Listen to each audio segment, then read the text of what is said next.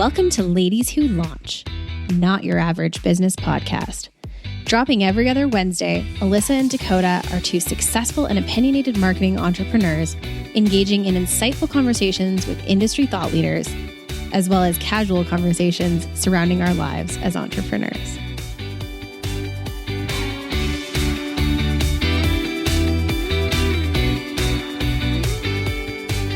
Welcome back to another episode of Ladies Who Launch.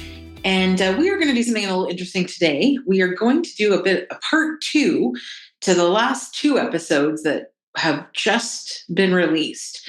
And I think we talked about that in those episodes that we were going to do a follow-up because we had more to say on those things. And one of those episodes was Dakota talking about her plans to be a digital nomad, so to speak, and go live in another country, but still work. And then the other episode where we talked about being a consultant and being more transparent to clients in terms of what they're paying for and what they're getting for the value of a consultant. And I think we have some jumping off points to do on those two topics today. And because I know that Dakota in particular has some clearer updates or clearer actions on how she wants to set up her business moving forward so that she's able to be a digital nomad. Yes. So if you guys turn into our last couple of episodes, episode 108 and 109, Alyssa and I talked about two different things. We talked about a recent trip that I had out to Europe, Portugal more specifically. And then we also talked about pricing and not being a hero for our clients. And all of these things kind of tie back into a little bit about where Alyssa and I are kind of going in our careers and where a lot of people are going. And it has everything to do with sort of the freedom and the space to work from wherever and, live the life that you want while also still making money. Does that sound about right, Alyssa? Yes, I think so. Yes. So, let's kick it off maybe with some questions from Alyssa. Like, what do we think our followers would want to know about this? I think the first step is let's talk about it from two different perspectives. One, if you're currently an employee, how you can move your career forward to be able to move to a different country or work in a different country. And then we can talk about it from a business perspective as entrepreneurs who already have our own companies and already have some level of flexibility, but yet the preparation that we have to do in order to be able to live in another country. So that's my first question is, how do we set up ourselves in our current career paths to be able to do this? Yeah. So I think there's probably three different scenarios that you could really look at in a current state. And each of them requires some different moves. But the first one is you work at a 9-to-5 for someone else that you maybe aren't super happy at, or maybe you're happy, but the ability to leave unless you were relocated is challenging. And so we'll chat about that in a minute. The second scenario would be the scenario that Alyssa and I are in, where we have companies that we can do from wherever, but the majority of our clientele currently exists in our home country, and we maybe want to work overseas. And then the third option is maybe you've been a stay-at-home parent for the last however long, or you're a single parent.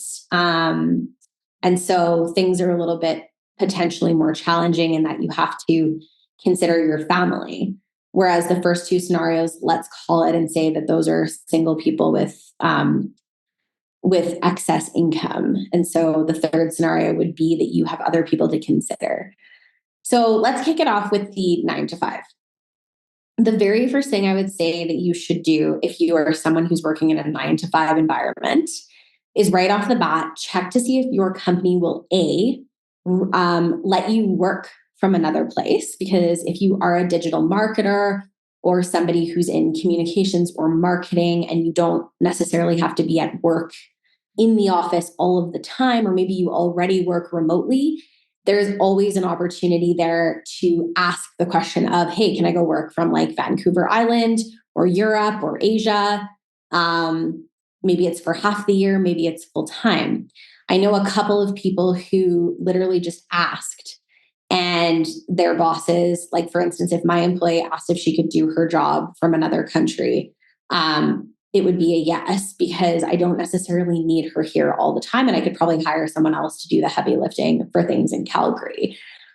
Now, the second option, if that's not an option and you need to be at your job constantly and in person, would be to see if your office has locations in other places that you might be interested in working at. The third option with 9 to 5 would be taking your role down into a part-time position and just traveling as much as you can and doing other things for passive income. And there's lots of options for passive income out there. Like you could become an Uber driver if you really wanted to make extra cash. The second piece, the position that I'm currently in and Alyssa would be in had she had a desire to move, would be looking into how to redefine your business model so that you can, not physically be in your home place anymore that you're working in, or building your clientele so that they're in other places outside of where you currently operate. The other thing you're going to need to look into is the visa and residency process of the place that you are going to. Europe has been marketing to people for the last 10 years to come over there and buy really cheap property with the understanding that you can get a visa, like automatically get a visa to work there if you buy property. That option is slowly going away because Europe is going to be facing the same inflation issues Canada is currently facing pretty soon.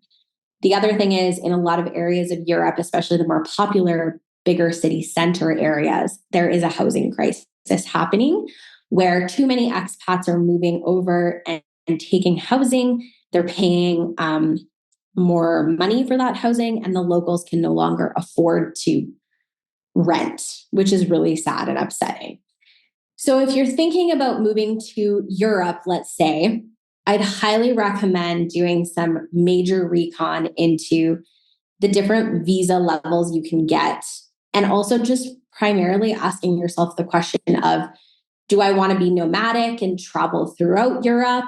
Or do I want to be in one single place and have a home base? Or do I love a specific place so much that I would invest in property? And those would be the 3 questions I would ask. If none of those sound appealing to you, but you still want to go somewhere and travel for 3 to 6 months out of the year, or you want to live somewhere in an extended rental for 3 months out of the year in another place, I'd recommend investing in property in your home country so that you have a home base, or putting your stuff in storage and just having a plan for when you come home and setting yourself up so that you can do that while also still having some roots and stability. But really it's about 3 things: figuring out your living situation and how you can actually be in that country, making sure that you have enough income from your current home country to be able to survive over in that other country. A lot of European countries, I would not recommend banking on being able to start a business or make money over there, because they make a lot less money than we do here in North America, in the sense that Italians, Portuguese, Greeks, and I would say anything really outside of like the Brexit area of places and the Netherlands, their minimum wage is way lower than ours. And so cost of living is really high and wages are really low. And if you don't speak the language and you don't have some sort of arrangement, it's going to be very difficult to make money. So I would highly recommend keeping your income in North America. The other thing to consider is taxes in Europe are pretty obscene in some places. And if you're making minimum wage and you don't have income from back home, you're paying taxes on your income from back home, plus you're paying taxes on your income that you're making there. And it's around 37% across the board. Doesn't matter who you are. They do not have the same tax structure as Canada, where we get taxed in brackets. They get taxed across the board, generally speaking, 37%. So if someone's making €1,000 per month, that's 37% of that gone to taxes every single month. So yeah, before I move on to the third thing, Alyssa, do you have any questions? No, go into the third thing and then we'll circle back to the... Okay, yeah. So the third thing, if you have a family to consider or you're a single parent, I would say the two things you'd want to look into is, can you create a business that has enough passive income that you can support yourself and your family over there? The other thing that I would look into is, can you just apply for a job over in a different country and start sort of a new life there? And really, it's no different than probably the first option or even the second option, depending on what your work situation is. But the great thing about this is, if you have dependents or a spouse, the one thing I would highly recommend looking into for both of you is your lineage, and seeing if anybody in your family, stepping back to your great grandparents, were residents in any other country. Because if you are married to somebody who can potentially get a visa more easily than you can, that can be a really good way to move your family abroad, and also give your children the same opportunity.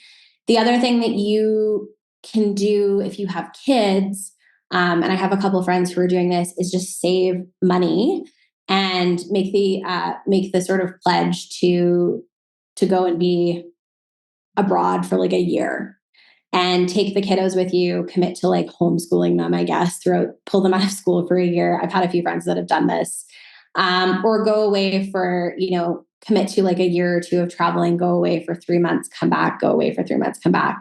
But I think this is a really cool opportunity if you are into traveling, to teach your kids about other places in the world, give them different experiences. And if I personally had kids, that would be a big part of their childhood, is major traveling.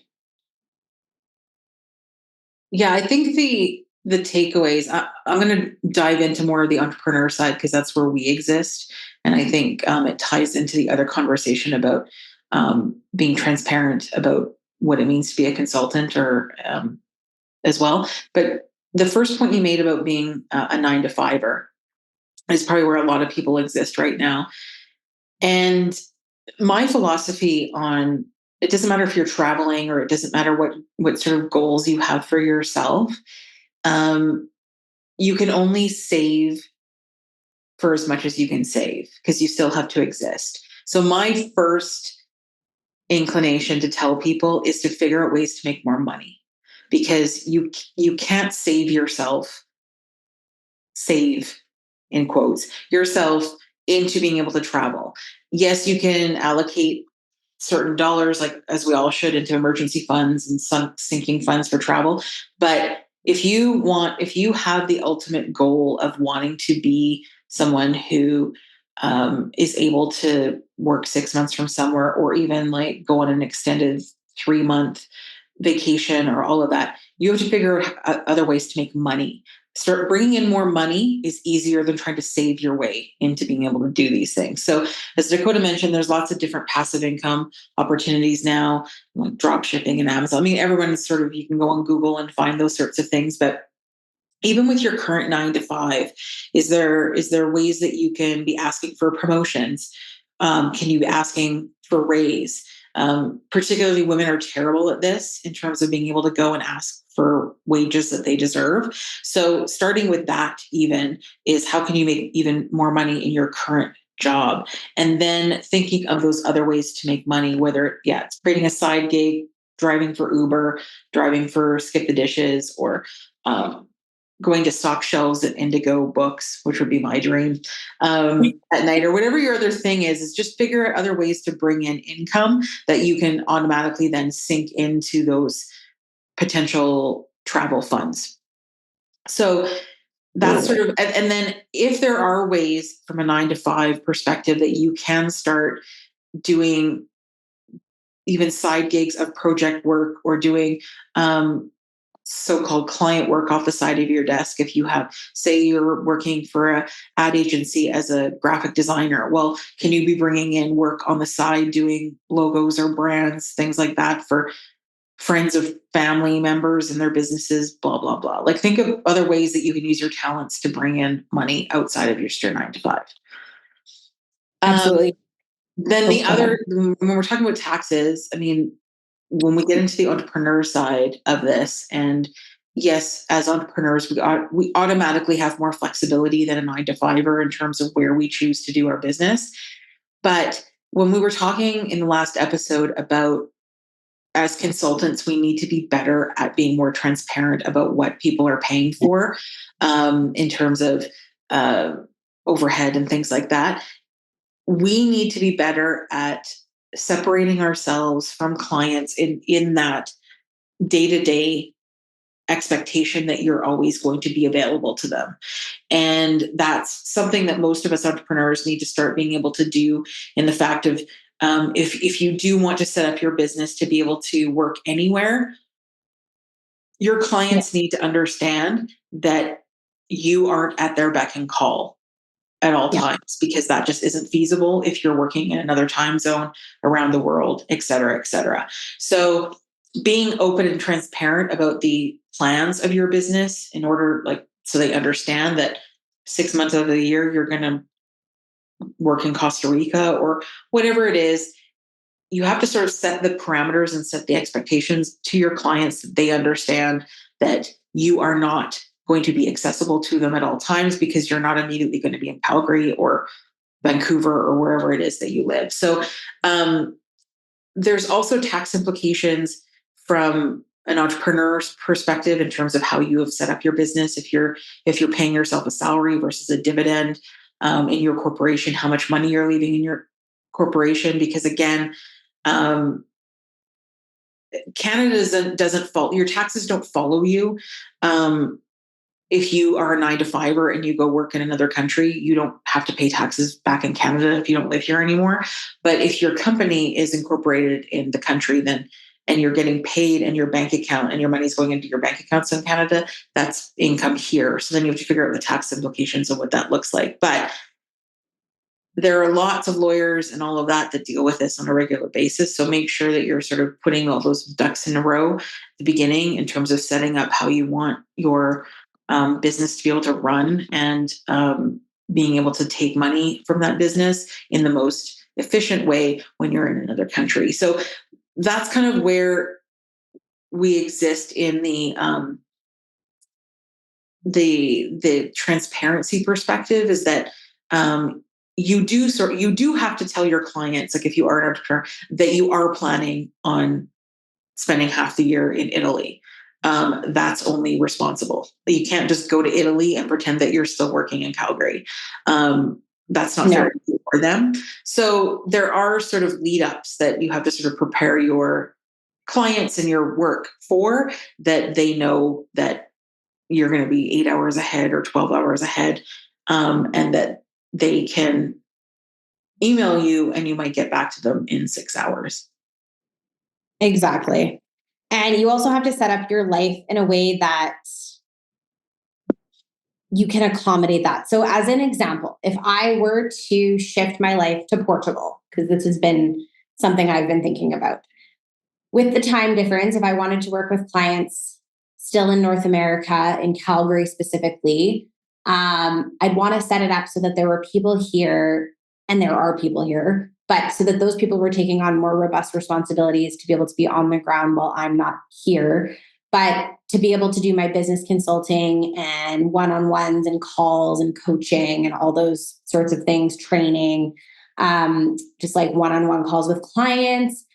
My life would be set up in a way that I would get, so they're 7 hours ahead. So I would get from, like the morning time till 4 p.m. in the afternoon to myself to do whatever I want. And then from 4 p.m. to say 10 or 11 p.m. their time, I would have to work, because that's when Calgary is operating. And you'd have to just kind of explain that to your clients that I am available during your time, like 9 to 5, but for me, it's 4 to 11. And that's how you would have to structure your life. And then you go to bed, say at like 1 or 2 in the morning after you're done unwinding. And then let's say you get up the next day at 10 a.m. and then you have your day and then you work in the evenings and then you have your weekends free. The other exciting thing, and I know this from a girl that works in Portugal and was able to go over there because her company told her that she could work remotely. What's fun about that is anytime Canada has a stat holiday, it's not a stat holiday in Portugal, so everything's open. So if there's a stat holiday or a long weekend in Canada, you're off because you operate in Canada. So as much as it may not sound appetizing that you have to work in the evenings, you just set up your life in a little bit of a different way to be able to be in a different place. And then you get the whole day to yourself. So it's kind of like you're working nursing hours, but you're doing marketing. Yeah. And I mean, and I think that leads to the other discussion point too, that if this is something that you are planning on and you're working towards, start creating and finding those clients in other jurisdictions now. Like start pitching and trying to cultivate clients in Portugal or in Holland or in any other countries around the world. So you can start understanding how like billing works. Like a few years ago, I had a client that was in Australia or New Zealand, I guess. And so I had to sort out, because of course I'm not charging them GST because GST doesn't apply there, but then I have to indicate on my invoice that they're GST exempt.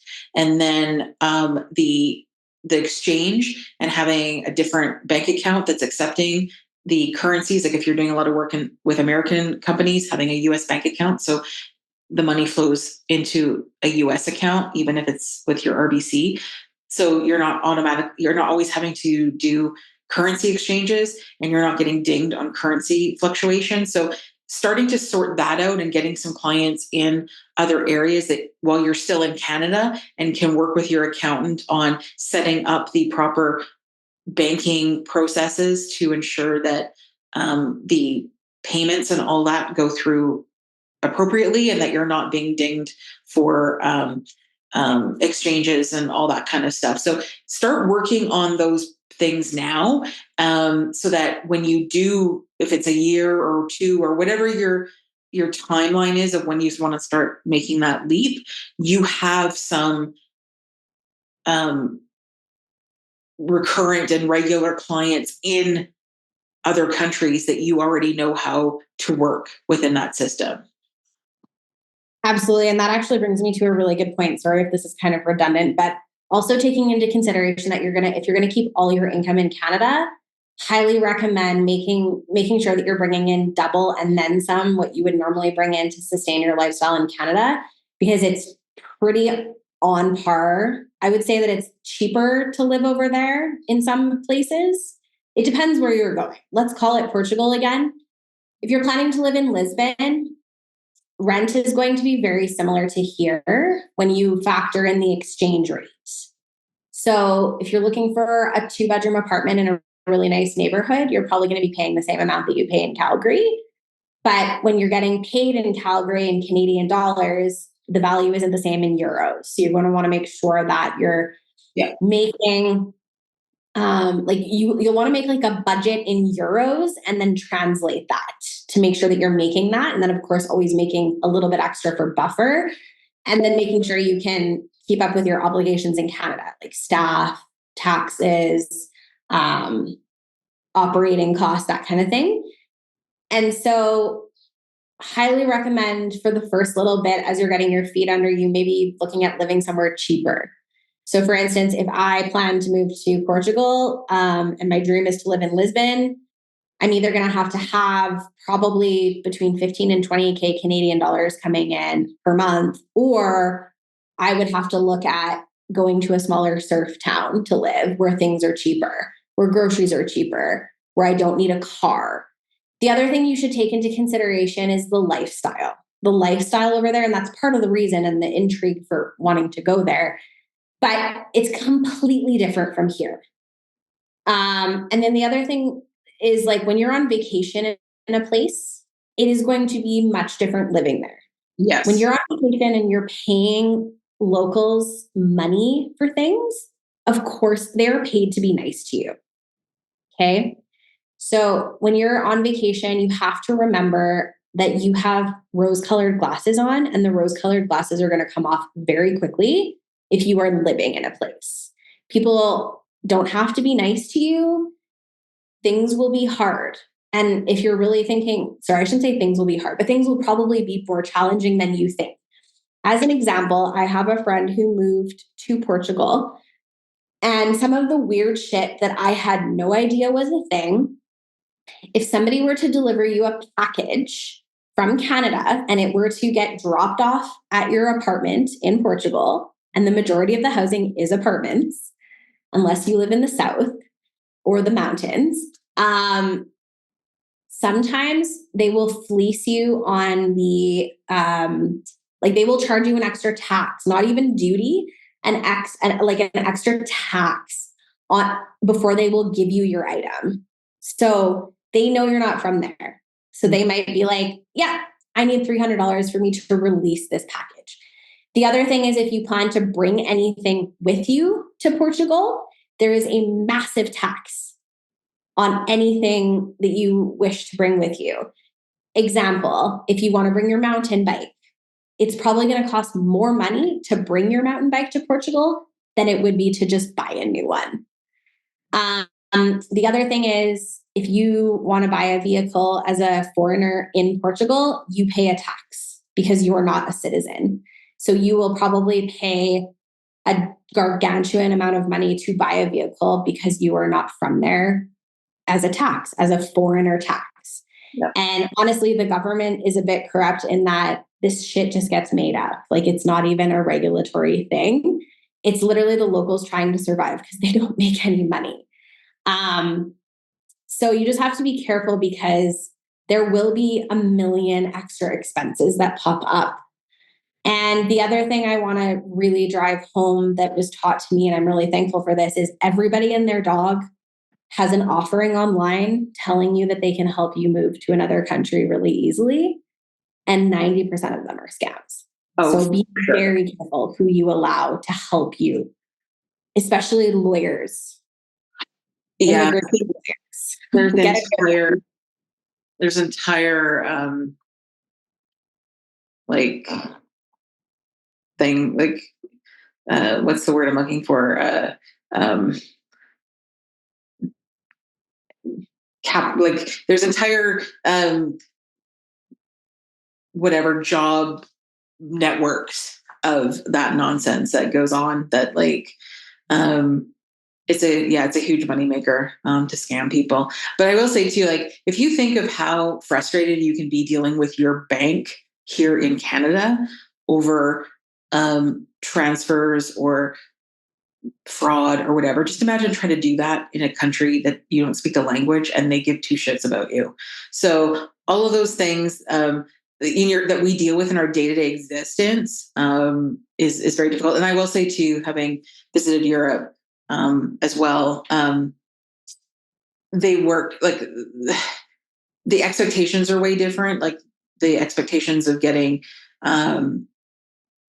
like something fixed in your bank in an hour, that just doesn't exist there. Like they just live on a different timeline of getting things done. Like I've had people say who are renovating their apartments or whatever in Europe and getting people to like getting tradespeople as we would know them here. It can take months. People just don't show up. They show up for a couple hours. There's like zero sense of like work culture like there is here. And that also can be a frustration. So, oh yeah. If you need like an oil change, it'll probably take a week. Oh yeah. Like for the best. Yeah. So I think why I wanted to do another part to this is that while we love everyone to have vision and have goals that they want for their lives and their business and all of those sorts of things, it's always fun to talk about the fun stuff and like, I want to be able to do this and blah, blah, blah. But if you don't set yourself up for any success before you actually leave the place that you're at, you're going to have a very difficult, frustrating time. And so take this like all with a grain of salt with our experiences and our discussion. But really look into it, because it's not, you really have to want to do it, and you really have to know that that's the destination that you want to go, is where you're going to go. And again, sometimes it's like Dakota said earlier, we go to places as tourists and we fall in love with them. And it's like, we've all done this on holidays for many times. It's like, oh, I want to live here and blah, blah, blah, because we've all done it.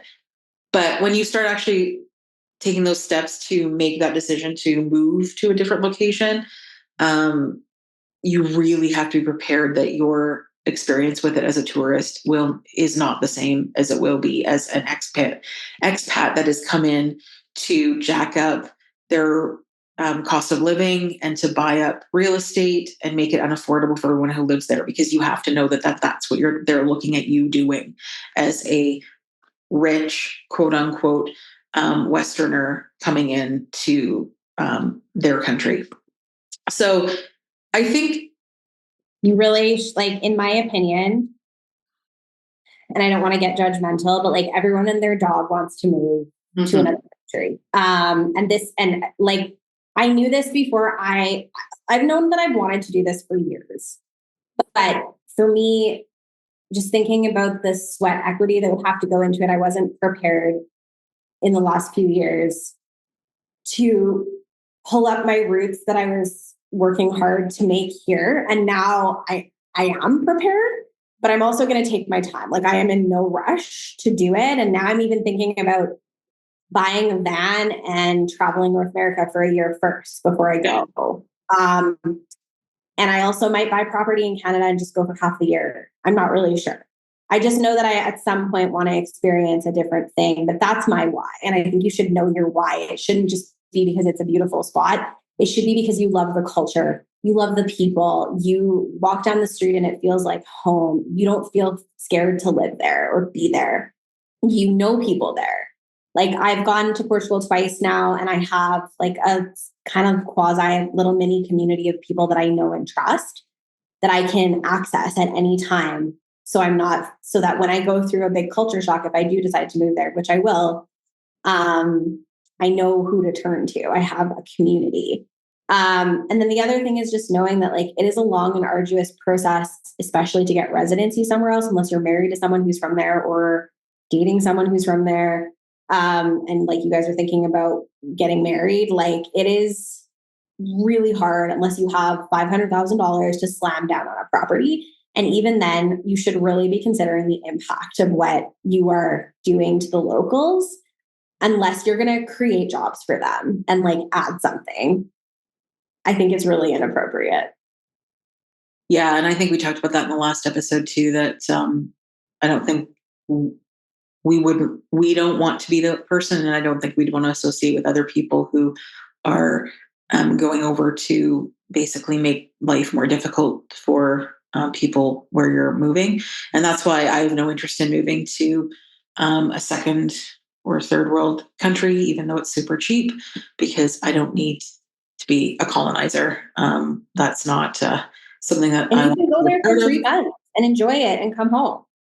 Right. And I think that's the other thing too, like as we wrap this up now, it's not a be all end all of one thing or the other. Like, you can choose to just take longer extended vacations, so to speak. And if you're able to take 2 or 3 months and go somewhere else and sort of be a part of the culture there, like your whole, if moving somewhere permanently is too much to think about, do it in stages. Go spend a month somewhere, or like travel around North America, like that's in our bucket, so you feel more comfortable and can kind of get used to that sort of living that nomad lifestyle, but you're still in the comforts of Canada or the US. So nothing has to be all in or all out. There's tons of different ways that everybody can do this now. And I think it's just a matter of getting yourself thinking outside of your own box and realizing that what we've been sold as a bill of goods for the past 50 years that you have to own a home and get married and have kids, and this sort of existence that we've all been told that we all need to have. We don't have to have that. And we can choose to live our life in a totally different way than our parents did, and that we can have different experiences. And so just think of what that would look like if you stopped being sort of anchored by your responsibilities and your house and your job and all those sorts of things that we all get caught up in all the time. And just start to think of like, what it would look like if I did sell my house, or if I did get a different job somewhere and even got to experience a different place for a period of time. I think it's just all a positive thing. And I know Dakota and I both have the same feeling that the best thing that you can do for yourself is go see other parts of the world and how other people live, because it makes you so much more grateful and so much more, it makes you value so much more of what we all have, and that others don't. And it's the greatest gift I think we can all give ourselves, is to go experience lives elsewhere. Absolutely. Yeah, I really feel that as well.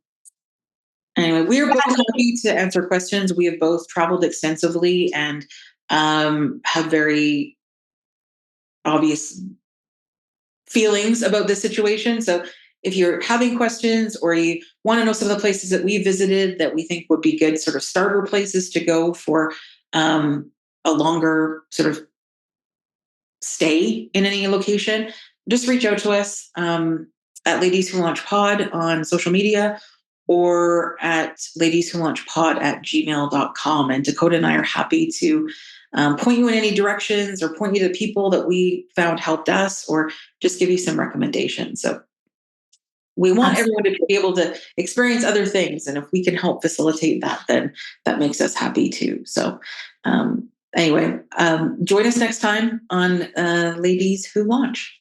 Thanks all. Thank you for listening to Ladies Who Launch. Join Dakota and Alyssa every second Wednesday for more conversations and interesting guests.